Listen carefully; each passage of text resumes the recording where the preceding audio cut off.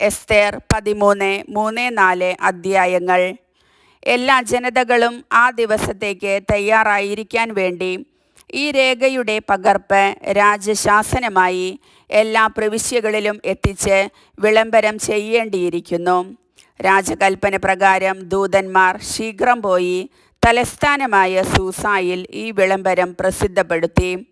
രാജാവും ഹാമാനും മദ്യപിച്ചു കൊണ്ടിരുന്ന ആ സമയം സൂസ നഗരം അസ്വസ്ഥമായിരുന്നു. എസ്തേറിൻ്റെ മാധ്യസ്ഥം.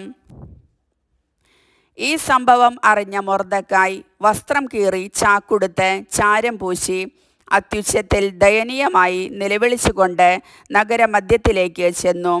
അവൻ രാജാവിൻ്റെ പടിവാതിലോളം ചെന്നു നിന്നു.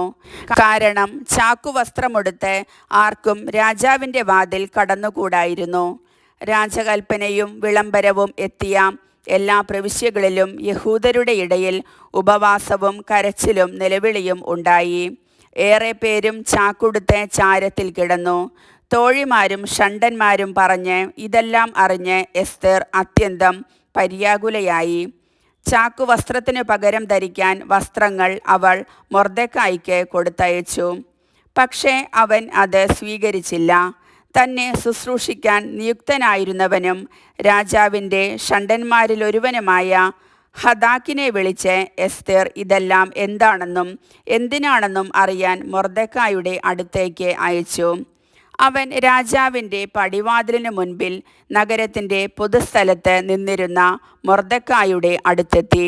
തനിക്ക് സംഭവിച്ചതും യഹൂദരെ നശിപ്പിക്കാൻ രാജഭണ്ഡാരത്തിലേക്ക് കൊടുക്കാമെന്ന് ഹാമാൻ വാഗ്ദാനം ചെയ്ത പണത്തിൻ്റെ കണിശമായ സംഖ്യയും മൊർദെഖായി അവനോട് പറഞ്ഞു.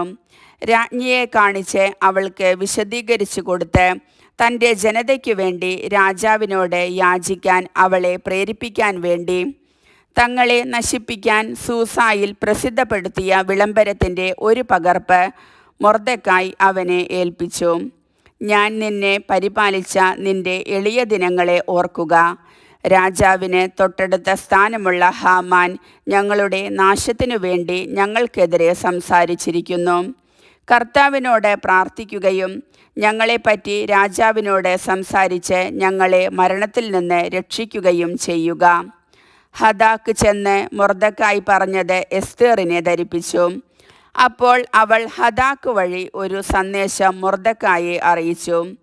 എല്ലാ രാജസേവകന്മാർക്കും രാജാവിൻ്റെ പ്രവിശ്യകളിലെ ആളുകൾക്കും അറിയാം, വിളിക്കപ്പെടാതെ ആരെങ്കിലും ആണായാലും പെണ്ണായാലും അകത്തെ അങ്കണത്തിൽ രാജസന്നിധിയിൽ പ്രവേശിച്ചാൽ നിയമം ഒന്നേയുള്ളൂ.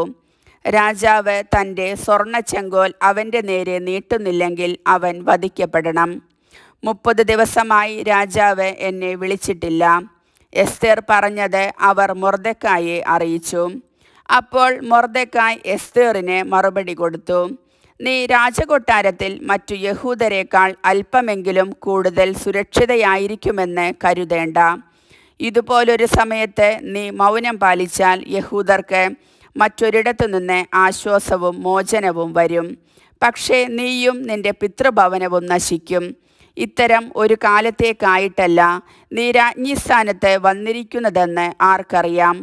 അപ്പോൾ മൊർദെഖായിയോട് പറയേണ്ട ഉത്തരം എസ്തേർ അവർക്കു നൽകി.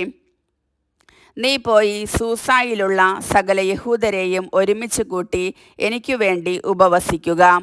3 ദിവസം രാത്രിയും പകലും എന്തെങ്കിലും ഭക്ഷിക്കുകയോ പാനം ചെയ്യുകയോ അരുത്. ഞാനും എൻ്റെ തോഴിമാരും നിങ്ങളെപ്പോലെ തന്നെ ഉപവസിക്കും. പിന്നെ നിയമത്തിനെതിരാണെങ്കിലും ഞാൻ രാജാവിൻ്റെ അടുത്തു പോകും. ഞാൻ നശിക്കുന്നെങ്കിൽ നശിക്കട്ടെ. എസ്തേർ പറഞ്ഞതുപോലെ മൊർദെഖായി ചെയ്തു. കർത്താവിൻ്റെ വചനം.